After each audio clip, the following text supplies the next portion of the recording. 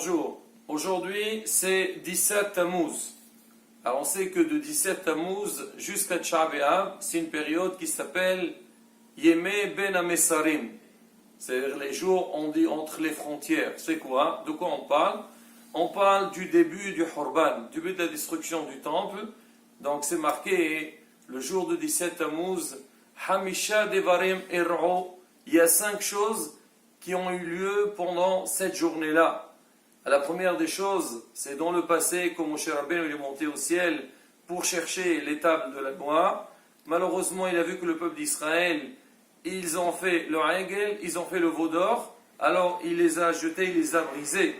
Et Hachem lui a dit, Yashar kohacha, tu as bien fait, et moi, je valide ton action. Mais après tout, donc, c'est un événement qui est très très mauvais pour le peuple d'Israël. Deuxième chose, Boutal Atamid, il y a Korban Atamid que tous les jours on fait des sacrifices dans le Beth Amikdash. Malheureusement, l'ennemi il est entré, il a annulé donc ce Korban quotidien, donc ce sacrifice quotidien. Troisième chose, et là, donc comme on dit, le début du Korban de la destruction, les murailles de Yerushalayim ils ont été détruits. L'ennemi l'entraîne en Israël et malheureusement, il a commencé à faire du mal aux habitants de Yerushalayim et le jour de Tisha B'Av, le Beth HaMikdash, le temple a été détruit. Saraf Apastumos Arasha et Torah.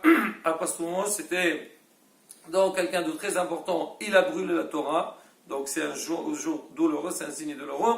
Et la dernière chose, Hormat Selem Ba'echal, on avait mis dans le Beth HaMikdash, on avait mis une idole, Ena'avodazara, le Beth HaMikdash, l'endroit le plus kadosh du monde, alors où la Shekhinah réside là-bas, malheureusement, alors au lieu qu'on fait Avodat Hashem là-bas, il y a eu le Echad. Donc, quand on lit, on entend de tous ces événements qui se sont déroulés ce jour-là, combien un Ben Israël, il doit se mettre en tête qu'on a besoin de faire un souvenir de ces choses-là et se mettre en deuil sur la destruction du temple. C'est marqué sinon aujourd'hui on vit dans une génération dans laquelle le Beth HaMikdash n'a pas été reconstruit, on doit considérer Hasbi Shalom comme si le Beth HaMikdash il a été détruit à notre époque. Hachamim ils disent Kol mi she'enu mit'abel al Beth HaMikdash, tout celui qui se met pas en deuil sur la destruction du temple, lo alenu velo alechem eno ro'e besimhata, il verra pas la joie de Yerushalayim. Baruch Hashem, aujourd'hui, on vit dans une période dans laquelle on voit beaucoup de signes de la Géoula. Baruch Hashem.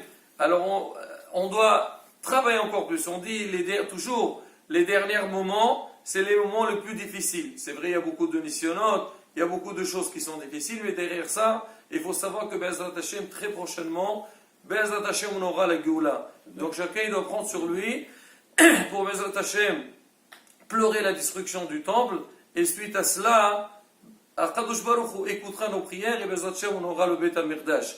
Ah maintenant c'est pour ça que Hachamim ils ont instauré beaucoup de halachot, beaucoup de lois qui sont liées avec la Avilut, avec le deuil. Alors comme on a dit déjà aujourd'hui, le jeûne de Shiva Asar B'Tammuz, il faut savoir que ce n'est pas un jeûne facultatif, ce n'est pas un jeûne léger comme beaucoup le disent, c'est un jeûne obligatoire.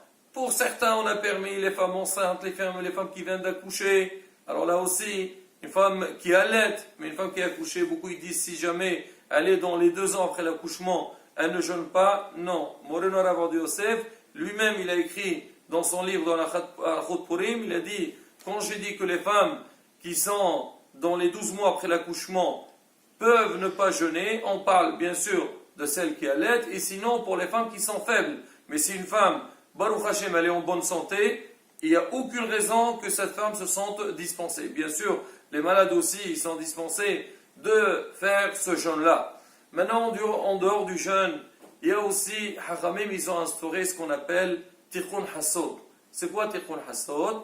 Normalement, le Shaharouk, il dit, dans les premiers simanim du Shaharouk, il a dit tous les soirs, après Hasod Laila, après minuit, on doit se lever et pleurer la destruction du Beth HaMikdash. Mais cette période entre Shva Asar Betamuz jusqu'à Tisha B'Av, on doit faire encore plus. Et c'est minhag, on dit minhag kadmon, dans toutes les communautés, qu'après-midi, donc dans la journée, on se réunit dans tous les habitants de la ville, on se met par terre et on fait ce qu'on appelle Tikkun Hasod. C'est marqué dans les Sfarim. Il y a des très beaux passages, malheureusement, ils ne sont pas beaux, mais disons, c'est des passages qui réveillent la personne pour qu'il a plus, comme on dit, donc il a plus de sentiments vers la destruction du temple. Et des fois, ça donne même l'envie de pleurer et montrer à Hachem qu'on est perdu et qu'on a besoin du Beth Amikdash. Là, c'est vrai que malheureusement, c'est un minhag qui s'est oublié un petit peu avec le temps, mais Baruch Hashem, aujourd'hui dans beaucoup de communautés surtout, alors en Israël, aujourd'hui il y a beaucoup qui ont pris en main ce minhag-là. On sait chez nous en Tunisie, on faisait ça tous les jours. Toute la communauté venait, les gens, ils finissaient le travail, ils allaient à la synagogue, ils faisaient Tikkun Hasod, après ils rentraient chez eux à la maison. Alors là, Rabotai, donc c'est important. Il est vrai que le meilleur moment de faire Tikkun Hasod, c'est juste après Hasod Hayom. Moran Arab Rebouki Sadoun, il faisait toujours une demi-heure après Hasod. D'accord, dans tous les cas, une fois midi est passé, alors on peut démarrer le Tikkun Hasod. Maintenant, il y a certains, maintenant le dimanche c'est faisable, parce que les gens, ils ne travaillent pas. Mais dans la semaine, les gens, ils sont en plein travail, et c'est pas évident. Alors on a la possibilité de le faire jusqu'au coucher du soleil. Alors dans beaucoup de synagogues, ils l'organisent juste avant Minha. Les gens ils viennent à la synagogue, ils font le Tikkun Hasod, après Patah et Navi, ils font Kaddish et ils démarrent Minha. Et Bezat Hashem aussi, on essaiera de faire ça Bezat Hashem. Le dimanche, on fera, donc comme on a dit, ça sera aujourd'hui à peu près à 14h34. Et sinon la semaine, Bezat Hashem, un quart d'heure avant Minha. Maintenant pour parler un petit peu, c'est quoi? On dit on doit pleurer la destruction du temple.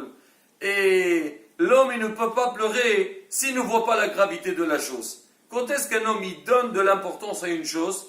Quand il voit que la chose elle est grave, ou il apprend, ou il étudie, on l'informe. Mais s'il ne fait pas attention, il ne lit pas, il n'étudie pas, alors il ne va pas avoir cette pensée. Et je vais raconter une petite histoire sur le Hafez Haïm, une histoire qui montre comment les Gdolim, il avait, comme on dit, alors il avait tout ce qu'Am Israël a besoin, il est face à leurs yeux. On raconte une fois, chez lui à la maison, on a tous, quand on était petits, on jouait à cache-cache. Ménaché, tu jouais à cache-cache toi avant ou pas? Toujours. C'est un jeu connu chez les enfants. Comment ça se passe? Alors tout le monde va se cacher et après on donne le signal à quelqu'un, il va essayer de chercher. Il cherche tout le monde, une fois qu'il a trouvé tout le monde, il a gagné. Alors on raconte que sa petite fille, elle aussi elle était dans le jeu, elle est partie dans un endroit que vraiment très très très difficile de la trouver.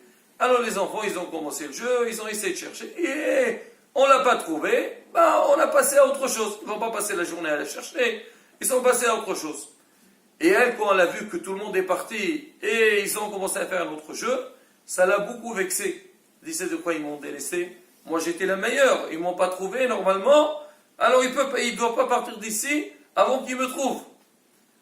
Quand elle a vu le temps est passé sans partir faire autre chose, elle était très dérangée, elle est partie dans sa chambre, elle a commencé à pleurer.